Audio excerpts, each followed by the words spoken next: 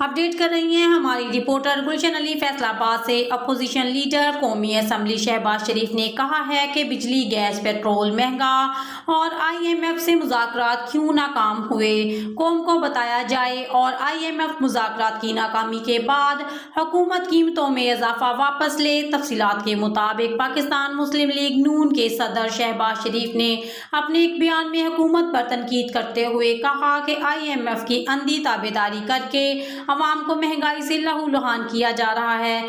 IMF की तमाम शराइत पहले मान ली, फिर मुज़ाकरात नाकाम हो गए। ये है हुकूमत की हिकमत अमली। हुकूमत ने अवाम को धोखा दिया और IMF को भी चक्कर दिया है। शहबाज शरीफ ने कहा 3 साल से अवाम का मुआशी कत्ल जारी है।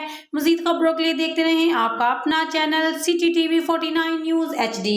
लेटेस्ट न्यूज़ के लिए हमारे चैनल को सब्सक्राइब करना मत भूलिए। हम आपको लेटेस्ट न्यूज़ से अपडेट करते रहेंगे। शुक्रिया।